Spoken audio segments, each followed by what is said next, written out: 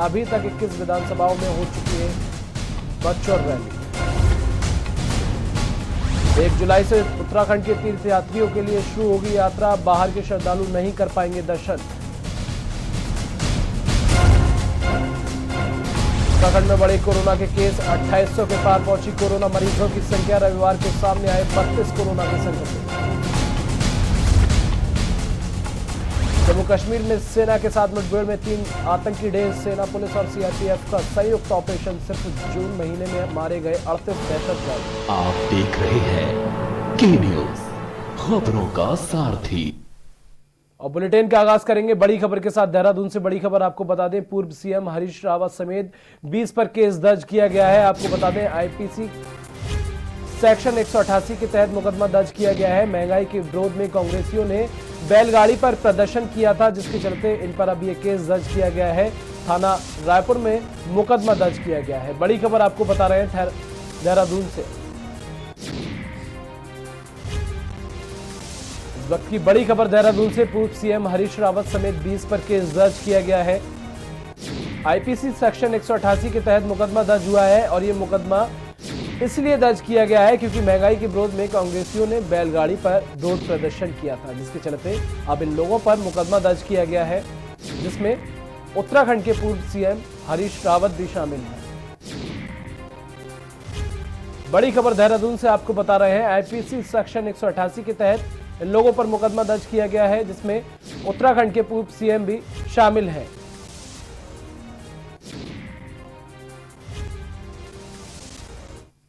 खबरों में आगे बढ़ेंगे। मुख्यमंत्री त्रिवेंद्र सिंह रावत की अध्यक्षता में सचिवालय देहरादून में राज्य वन जीव बोर्ड की 15वीं बैठक हुई। बैठक में वन मंत्री डॉक्टर हरक सिंह रावत भी उपस्थित रहे। इस दौरान विभिन्न विषयों पर चर्चा की गई। वन मंत्री हरक सिंह रावत ने बैठक समापन के बाद बताया कि बैठक में राज्य के विकास पर चर्चा की गई, जिसमें रेलवे लाइन बिछाने, मोटर मार्ग, पेयजल योजना के कार्यों के विस्तार पर भी चर्चा की गई। वन मंत्री ने बताया कि नेशनल वाइल्ड लाइफ बोर्ड के सभी प्रस्तावों को वन राज्य बोर्ड ने मंजूरी दी है। मंत्री ने बताया कि इस वर्ष राज्य में 10% हाथियों की संख्या बढ़कर अब 2026 हो गई है, जबकि टाइगर की संख्या में भी वृद्धि हुई है। इसके साथ ही राज्य में खेती को बंदरों से होने वाले नुकसान को देखते हुए बैठक में बंदरों को मारने का प्रस्ताव पास हुआ। अब ये प्रस्ताव केंद्र को भेजा जाएगा। बिंदु कौन कौन से हैं? स्टेट वाइल्ड लाइफ बोर्ड की आज इस वर्ष की पहली बैठक थी, लेकिन ये सौभाग्य है कि पिछले 3 साल में, उससे पहले 2-2 साल में स्टेट वाइल्ड लाइफ बोर्ड की बैठक नहीं होती थी। ये पहला अवसर है कि जबकि एक्ट में ये व्यवस्था कि 6 महीने के अंदर स्टेट वाइल्ड लाइफ बोर्ड की बैठक होनी चाहिए, लेकिन 2-2 साल तक नहीं होती थी। और पेट्रोल और डीजल की कीमतों में बढ़ोतरी के खिलाफ कांग्रेस देश भर में विरोध प्रदर्शन कर रही है। इसी कड़ी में विकासनगर में भी कांग्रेसी कार्यकर्ताओं ने केंद्र सरकार के खिलाफ साइकिल और बैलगाड़ी मार्च निकालकर विरोध जताया, जिसके साथ ही उप जिलाधिकारी सौरभ ओसवाल के माध्यम से सरकार को ज्ञापन भेजा। पार्टी के जिलाध्यक्ष संजय किशोर की अगुवाई में कांग्रेसी कार्यकर्ताओं द्वारा बैलगाड़ी, बुग्गी व साइकिल से रैली निकालकर भाजपा सरकार के खिलाफ विरोध प्रदर्शन किया गया और एसडीएम विकासनगर के माध्यम से भारत सरकार को पेट्रोलियम के दाम कम करने और महंगाई पर लगाम लगाने को लेकर एक ज्ञापन भी प्रेषित किया गया।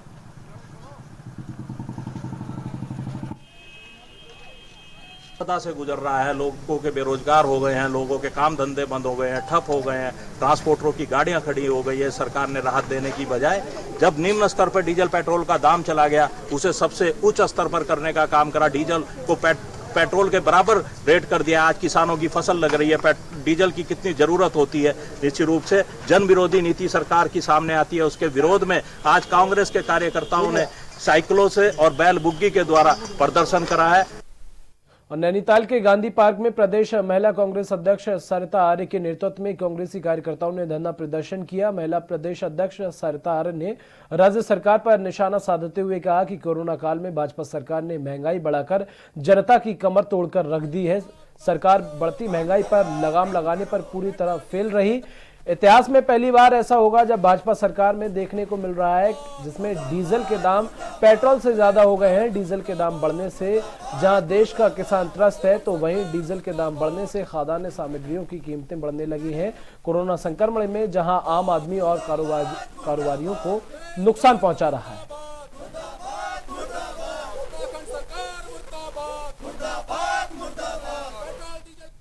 दराज हमारे कहां तक राशन जाता है, उसमें परेशानी होगी, किसानों को परेशानी होगी, क्योंकि ट्रैक्टर डीजल जितने हैं सब ट्रैक्टरों डीजल से ही चलते हैं।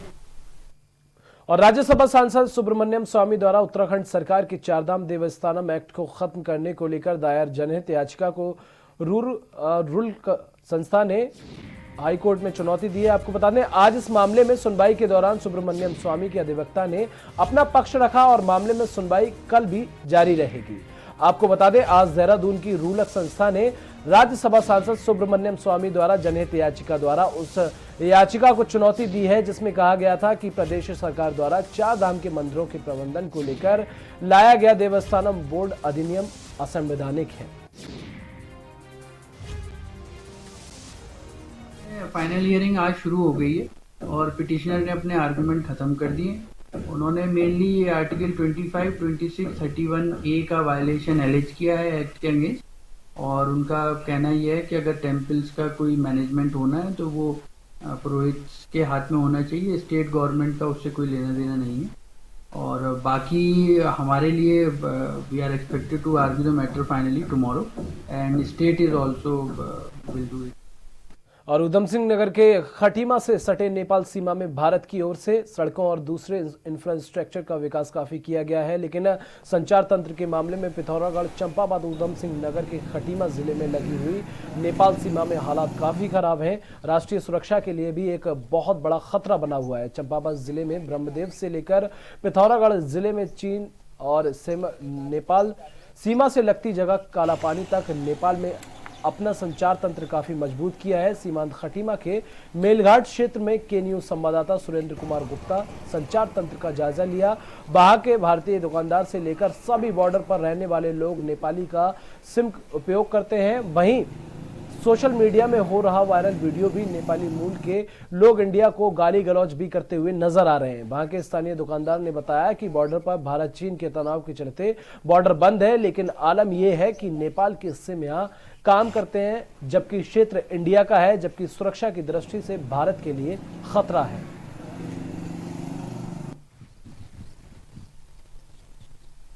नेपाल बॉर्डर नजदीक है यहाँ से, खटीमा यहाँ से 10-12 किलोमीटर है। मार्केट वही पड़ती खटीमा, छोटा सा कस्बा है मेलाघाट, और आधा किलोमीटर 1 किलोमीटर में नेपाल पड़ता है।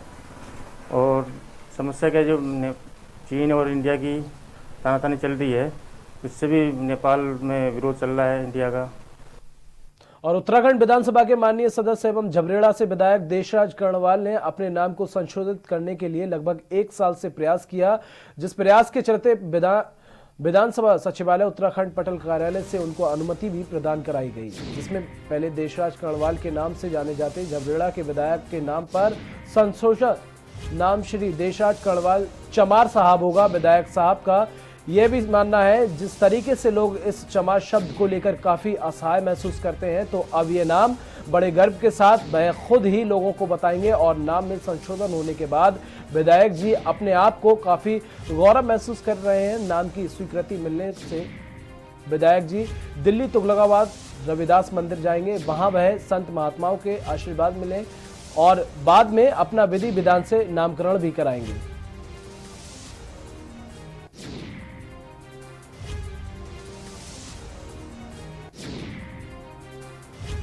हीन भावना से और कमीन शब्द के नाम से जाना जाता था कि ये हीन है शब्द। ये शब्द जो है ये चलन में नहीं था, अपमानित महसूस करता था बोलने वाला भी और कहने वाला भी। तो इसलिए चमार शब्द चलन में है। जिस प्रकार चौधरी साहब, जैन साहब, अग्रवाल साहब, रावत जी, नेगी जी, बिष्ट जी, तो इसी प्रकार चमार साहब जी। जब चमार साहब आप लोग मुझे पुकारेंगे तो मेरा सीना चौड़ा हो जाएगा। जहां एक और केंद्र व राज्य सरकारें कृषि को बढ़ावा देने के लिए कई योजनाएं संचालित कर कृषकों को प्रोत्साहित कर रही हैं, वहीं संबंधित विभाग के कृषकों के साथ ही अन्य लोगों को कृषि कार्यों से जोड़ने को लेकर उन्हें विभिन्न प्रशिक्षण व तकनीकी जानकारी देने का काम कर रहे हैं। इसी क्रम में विकासनगर अंतर्गत ढकरानी गांव में स्थित कृषि विज्ञान केंद्र में कई तरह की मौसमी और फसलों के साथ ही सब्जियों का उत्पादन कर कृषकों को जागरूक करने का प्रयास किया जा रहा है, जहां पर प्याज, शिमला मिर्च, भिंडी के साथ ही हाइब्रिड टमाटर की भी खेती की जा रही है। खास बात यह है कि परंपरागत रूप से टमाटर की खेती में जहां हमें अमूमन 3 से 4 फीट के पौधे में महज 5 से 10 किलो टमाटर की पैदावार हो पाती है, वहीं कृषि विज्ञान केंद्र में बेहतर तकनीक के सहारे हाइब्रिड टमाटर के इस पौधे या बेल की ऊंचाई 8 से 10 फीट तक पहुंच जाती है। तो सबसे पहले मैं कहूँगा इसमें 3 कंपोनेंट, 3 घटक रहते हैं कि किस तरह से आप इस तरह की हाइब्रिड किस्मों को हम उसकी ट्रेनिंग कैसे की जाए, कैसे उसकी प्रूनिंग की जाए, कैसे उसकी स्टेकिंग की जाए। 3 मुख्य घटक है, इनको हमें समझना पड़ेगा, उसको देखना पड़ेगा और प्रैक्टिकली इसकी स्किल है जो कुशलता है आपको उसमें अपनी काम करने का जो तरीका है वो आना चाहिए, तभी जा कर के हम अच्छी पैदावार इसमें कर सकते हैं। दूसरा इसमें कंपोनेंट हमारा ये रहता है कि जो किस्में हैं अभी तक हमारी हिमसोना अच्छी किस्म चलती है पहाड़ों में, उसमें भी हमारे उकटा रोग आ रहा है। और यहाँ वक्त एक छोटे से ब्रेक का, बहुत जल्द हाजिर होंगे।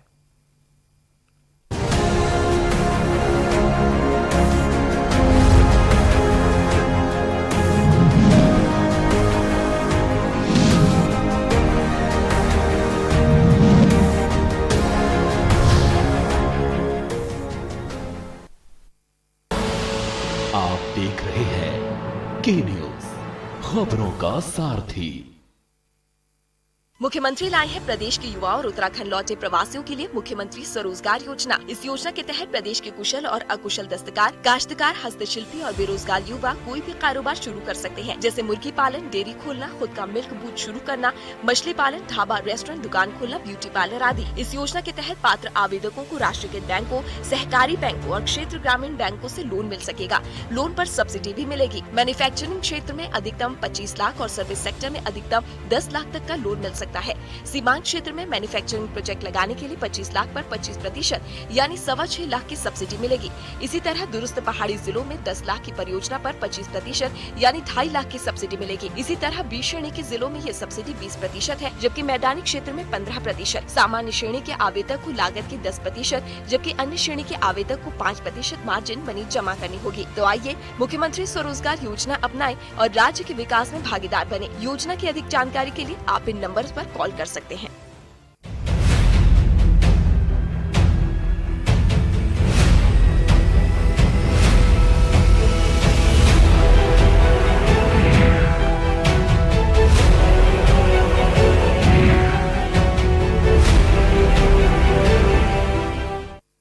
कोरोना महामारी से परेशान युवकों व प्रदेश से बाहर आ रहे प्रवासियों के लिए सरकार ने कई कदम उठाए हैं। उत्तराखंड के लोगों को आत्मनिर्भर बनाने के लिए मुख्यमंत्री स्वरोजगार योजना के माध्यम से प्रयास किए जा रहे हैं। मुख्यमंत्री स्वरोजगार योजना उत्तराखंड के मूल निवासी, स्थायी निवासियों के लिए है। इस योजना को करने के लिए राष्ट्रीयकृत बैंक, क्षेत्रीय ग्रामीण बैंकों के साथ साथ कोऑपरेटिव बैंकों से आसानी से ऋण प्राप्त हो रहे हैं। सहकारी विकास परियोजना तथा गंगा गाय महिला डेयरी योजना व आंचल मिल्क बूथ स्थापित करने के लिए 25 लाख रुपए तक का लोन सब्सिडी के साथ दिया जा रहा है। मुख्यमंत्री स्वरोजगार योजना की पंजीकरण से लेकर ऋण प्राप्ति तक की संपूर्ण जानकारी वेबसाइट पर जाकर ले सकते हैं और वेबसाइट के माध्यम से आवेदन भी कर सकते हैं। स्वरोजगार अपनाएं, उत्तराखंड को आत्मनिर्भर बनाएं।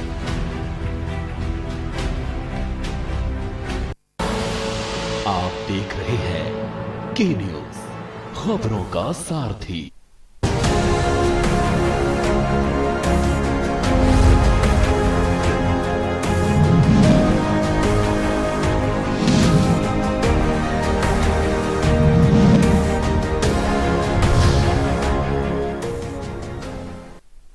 और ब्रेक के बाद एक बार फिर आप सभी का स्वागत है। खबरों में आगे बढ़ेंगे और बात मंगलौर की करेंगे। मंगलौर क्षेत्र में लगातार बढ़ रही भीषण गर्मी के बाद लोगों को थोड़ी राहत मिली है। दोपहर बाद अचानक मौसम ने करवट ली और तेज हवाओं के साथ जोरदार बारिश शुरू हो गई।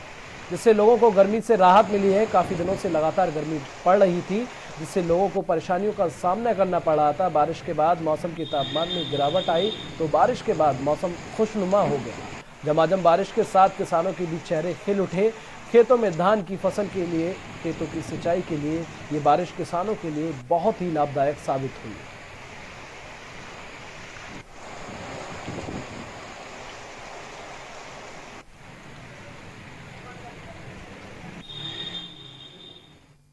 और काशीपुर में लेन देन को लेकर हुई बहस में एक युवक ने खेत में बनी झोपड़ी में बैठे अधेड़ को गोली मारकर घायल कर दिया। घायल व्यक्ति को परिजनों द्वारा आनन फानन में काशीपुर के राजकीय अस्पताल में भर्ती कराया गया, जहां घायल का प्राथमिक उपचार किया गया। वहीं सूचना मिलने पर सीओ मनोज ठाकुर व कोतवाल चंद्र मोहन ने मय फोर्स अस्पताल पहुंचकर घटना के बारे में जानकारी ली। वहीं दूसरी तरफ तहसीलदार विपिन चंद्र पंत ने राज्य चिकित्सालय पहुंचकर घायल के बयान दर्ज किए। एलडी भट्ट चिकित्सालय कम्युनिटी हेल्थ सेंटर काशीपुर में परमजीत सिंह निवासी कचनाल गाजी के घायल होने की सूचना के क्रम में गोली लगने की घटना बताई गई। कोतवाली काशीपुर की सूचना पर मैं यहाँ पर उपस्थित हुआ हूँ और इनके जो भी डैंग डिक्लेरेशन है, मृत्युकालिक बयान, वो लिए गए हैं। और उधर पिथौरागढ़ जिले के बंगापानी तहसील से दाखिम गांव में देर रात को भारी बारिश के कारण हुए भूस्खलन से 3 मकानों में क्षतिग्रस्त होने के साथ मलबा घुस गया। घरों में रह रहे 70 साल वृद्धा सहित एक बच्चे सहित 4 लोग घायल हो गए। वहीं सूचना मिलने पर एसडीएम धारचूला पुलिस और एसडीआरएफ की टीम घटनास्थल पर पहुंची, जहां से घायलों को ग्रामीणों की मदद से सड़क तक पहुंचाने के बाद स्थल में अस्पताल में भर्ती कराया गया है, जहां पर हालत देखते हुए 4 घायलों को जिला चिकित्सालय रेफर कर दिया है। वहीं मलबे में कई मवेशी भी दब गए और इस भूस्खलन में कुछ जानवरों की घायल होने की सूचना मिल रही है। वहीं पुलिस और प्रशासन की राहत कार्य किया जा रहा है।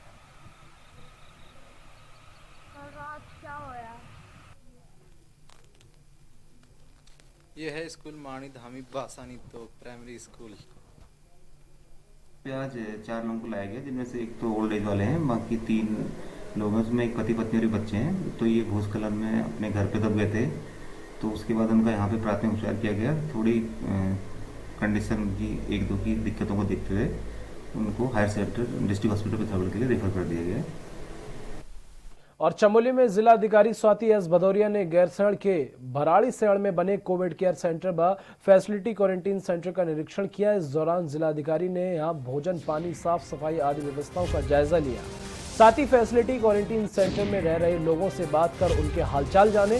जिलाधिकारी ने निरीक्षण के दौरान भराड़ी सैंण में कोरोना संक्रमित के उपचार में जुटे स्वास्थ्य विभाग की टीम को संक्रमितों की देखरेख सावधानी पूर्वक करते हुए व साफ सफाई का विशेष ध्यान रखने को कहा। उन्होंने यहाँ तैनात डॉक्टर को भोजन व्यवस्था में लगे स्टाफ, साफ सफाई कर्मचारियों से व्यवस्था के संबंध में जानकारी भी ली। निरीक्षण के दौरान जिलाधिकारी ने बताया कि अब बाहर से आने वाले सभी लोगों को भराड़ी सैंण में ही फैसिलिटी क्वारंटीन किया जाएगा। इस दौरान उप जिलाधिकारी कस्तूभ मिश्रा, सीएमओ डॉक्टर के सिंह समेत कई अधिकारी कर्मचारी मौजूद रहे।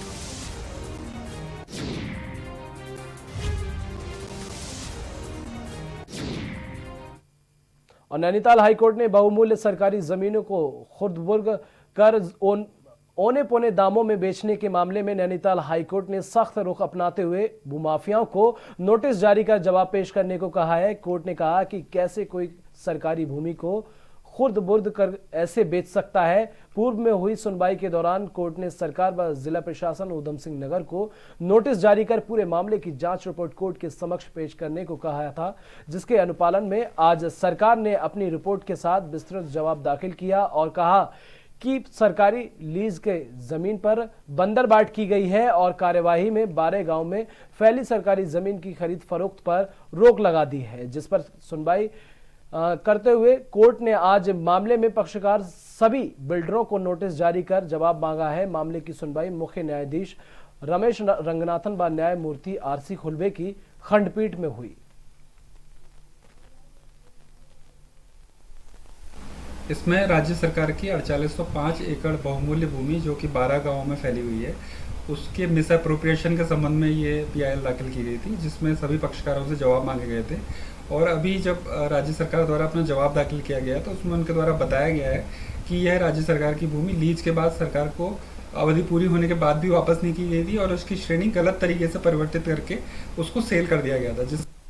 और यहाँ वक्त एक छोटे से ब्रेक का, बहुत जल्द हाजिर होंगे।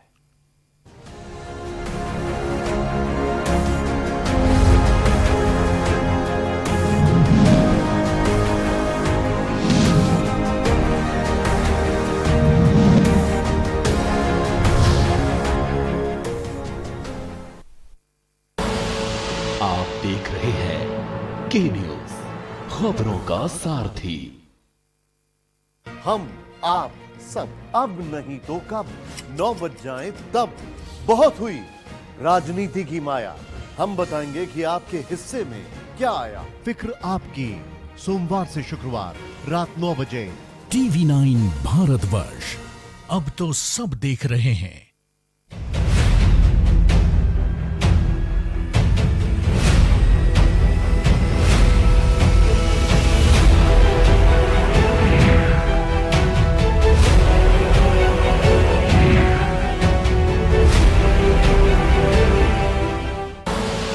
आप देख रहे हैं के न्यूज, खबरों का सारथी।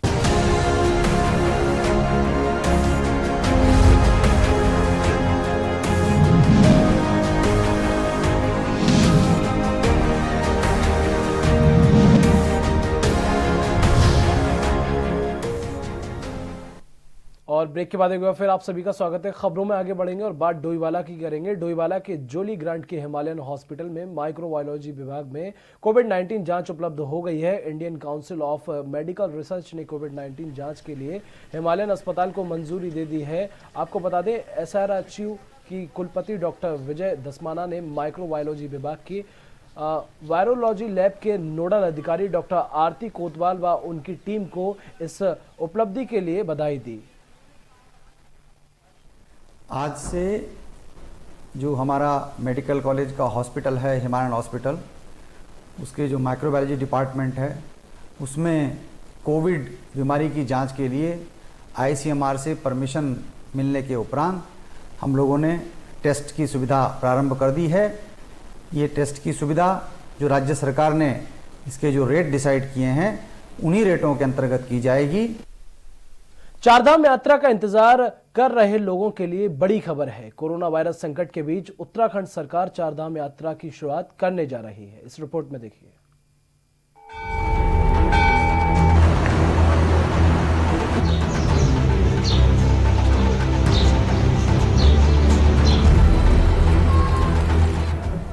उत्तराखंड चारधाम यात्रा कई मायने में बेहद खास है, क्योंकि न सिर्फ चारधाम के दर्शन करने के लिए हर सीजन में देश विदेश से लाखों की संख्या में श्रद्धालु पहुंचते हैं, बल्कि चारधाम यात्रा पर करीब 5 लाख से ज्यादा लोगों की रोजी रोटी भी टिकी है। लेकिन इस सीजन में वैश्विक महामारी कोरोना वायरस के चलते तय समय पर चारधाम के कपाट तो खुले, लेकिन चारधाम की यात्रा नहीं चलाई जा सकी। यही नहीं, 8 जून से सिर्फ स्थानीय लोगों के लिए चारधाम यात्रा चलाई गई थी। ऐसे में राज्य सरकार प्रदेश सरकार पर चारधाम यात्रा चलाने को जल्द ही निर्णय ले सकती है। कब खुले चारधाम के कपाट? उत्तराखंड चारधाम के कपाट खुले करीब 2 महीने का समय होने जा रहा है। 26 अप्रैल को गंगोत्री और यमुनोत्री धाम के कपाट खुले थे और इसके साथ ही 29 अप्रैल को बाबा केदारनाथ धाम के कपाट भी खुल गए थे। इसके साथ ही विश्व प्रसिद्ध 4 धामों में से सर्वश्रेष्ठ धाम बद्रीनाथ धाम के कपाट भी 15 मई को ब्रह्म मुहूर्त में खोले गए थे। लेकिन वैश्विक महामारी कोरोना वायरस के चलते चारधाम यात्रा नहीं चलाई गई है। विरोध के चलते नहीं चलाई चारधाम यात्रा। उत्तराखंड चारधाम के तीर्थ पुरोहित और हकूकधारियों ने चारधाम यात्रा का विरोध किया था, क्योंकि प्रदेश में जिस तरह से वैश्विक महामारी कोरोना वायरस का संक्रमण तेजी से फैल रहा है। उत्तराखंड चारधाम यात्रा के संदर्भ में सरकार के द्वारा जो बात कही जा रही है कि 1 जुलाई से चारधाम यात्रा प्रारंभ करेंगे, तो निश्चित तौर पे चारधाम यात्रा शुरू होनी चाहिए, इसमें कोई दुराई नहीं है। लेकिन चारधाम यात्रा करने से पहले सरकार को ये बातें, ये व्यवस्थाएं सुनिश्चित करनी पड़ेंगी कि जो 4 धाम है, भगवान बद्री विशाल बद्रीनाथ धाम है, केदारनाथ है, गंगोत्री है, यमुनोत्री है, वहाँ पे जो भी श्रद्धालु, जो भी तीर्थयात्री इंटर डिस्ट्रिक्ट के उत्तराखंड के जनपदों से वहाँ पहुँचे श्रद्धालु तीर्थयात्री, तो उसका उससे पहले कोई एक पर्टिकुलर पॉइंट बनाया जाए, वहाँ उसका मेडिकल चेकअप किया जाए और तब उसके बाद उसको बद्रीनाथ जाने की या केदारनाथ जाने की, गंगोत्री या यमुनोत्री जाने की अनुमति प्रदान की जाएगी। उत्तराखंड चारधाम की व्यवस्थाएं लगभग मुकम्मल। 8 जून के बाद उत्तराखंड चारधाम देवस्थानम बोर्ड ने स्थानीय स्तर पर चारधाम यात्रा चलाने की अनुमति दे दी थी। इसके साथ ही 30 जून से प्रदेश स्तर पर चारधाम यात्रा चलाए जाने की तैयारियों को लेकर भी चारधाम देवस्थानम बोर्ड ने बद्रीनाथ, केदारनाथ, गंगोत्री, यमुनोत्री धाम में जिन लोगों की निजी परिसंपत्तियां हैं, उन्हें भी रखरखाव और मरम्मत काम के कार्य कर सकें। यही नहीं, GMVN के गेस्ट हाउस, मंदिर समिति और निजी परिसंपत्तियों में होटल, लॉज के मरम्मत और रखरखाव कार्य के लिए जाने की अनुमति भी दी गई थी। इसके बाद से ही तैयारियां जोरों शोरों से चलनी शुरू हो गई थीं। ऐसे में उम्मीद की जा रही है कि 30 जून से अगर चारधाम यात्रा शुरू होती है तो चारधाम यात्रा पर आने वाले श्रद्धालुओं को दिक्कत नहीं होगी। चारधाम यात्रा पर होगी दोहरी चुनौती। चारधाम के कपाट खुलने के साथ ही चारधाम की यात्रा शुरू हो जाती थी, लेकिन इस सीजन में वैश्विक महामारी कोरोना वायरस के चलते चारधाम की यात्रा शुरू नहीं हो पाई। ऐसे में 8 जून के बाद सभी धार्मिक स्थलों को खोले जाना है, लिहाजा राज्य सरकार चारधाम यात्रा को चलाने पर विचार कर रही है। चारधाम यात्रा का बीत गया पीक सीजन। चारधाम के कपाट खुलने के बाद चारधाम की यात्रा पर आने वाले श्रद्धालुओं का तांता लगा रहता है, क्योंकि यह चारधाम यात्रा में आने वाले श्रद्धालुओं के लिहाज से पीक समय होता है और यही समय होता है जब चारधाम में आने वाले श्रद्धालुओं का ग्राफ तेजी से बढ़ता है। यात्रा को लेकर उत्तराखंड देवस्थानम बोर्ड की बैठक। वहीं चारधाम देवस्थानम बोर्ड के सदस्य शिव प्रसाद ममगई ने बताया कि चारधाम यात्रा चलाने को लेकर मुख्यमंत्री त्रिवेंद्र सिंह रावत से मुलाकात हुई है, जिसमें चारधाम यात्रा चलाने को लेकर चर्चा की गई है। यही नहीं, चारधाम यात्रा को 1 जुलाई से प्रदेश स्तर पर चलाने की सहमति भी बनी है। मुख्यमंत्री जी की निवेदन जो है उनसे मैंने किया और उन्होंने वो जो है स्वीकारा भी इस बात को, लेकिन चारधाम देवस्थानम बोर्ड की बैठक जो है कल परसों होगी और उसमें जिस तरह से गाइडलाइन जारी होगी उसके अनुसार जो है यात्रा, लेकिन धर्माधिकारी जी से मेरी वार्ता हुई थी और इसी चर्चा में जो है यह कि प्रसाद जो है वहाँ स्वयं यात्री चढ़ाएंगे, अपने जो है प्लास्टिक के डब्बों में या थाली में ले जाकर के जो है चढ़ाएंगे, फूल जो है उसमें रखेंगे जिस क्षेत्र का, जिस धाम का जो है। टीका चंदन हमारे कोई पुरोहित नहीं लगाएंगे।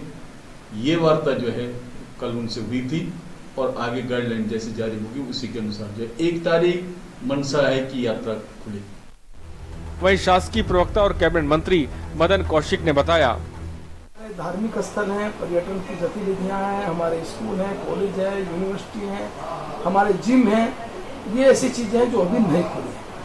इस अनलोकरी में निश्चित रूप से कहीं ना कहीं भारत सरकार इन सब पर विचार हो रहा है और अब आने वाले समय में जैसा हमारे जैसे राज्य जहां पूरी आर्थिकी उनकी जो धार्मिक टूरिज्म है और जो हमारा सामान्य टूरिज्म है उस पर टिकी हुई है, तो जैसे ही हमें थोड़ी छूट मिलेगी, हम लोगों की पूरी तैयारी है, हम टूरिज्म की स्थिति को, हम धार्मिक चारधाम यात्रा को लेकर, हरिद्वार को लेकर, ऋषिकेश को लेकर और जागेश्वर धाम को लेकर हम पूरी तैयारी के साथ जो गाइडलाइन होंगी उसके अनुसार काम करेंगे। एक नजर डालते हैं 2019 में आने वाले श्रद्धालुओं की संख्या पर।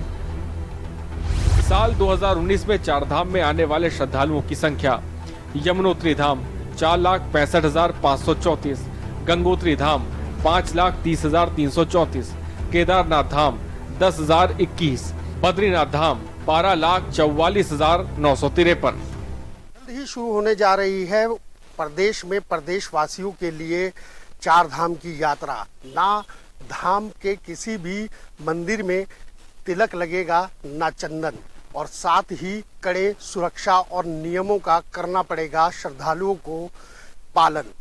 अगर ये यात्रा सुरक्षित और सुगम रही तभी बाहरी व्यक्तियों को अनुमति होगी प्रदेश में चारधाम यात्रा के लिए। वीडियो जर्नलिस्ट लईक अहमद के साथ राजेश वर्मा, के न्यूज इंडिया, देहरादून। और इसी के साथ हमारा उत्तराखंड में बस इतना ही। देश दुनिया की तमाम खबरों के लिए देखते रहिए के न्यूज इंडिया।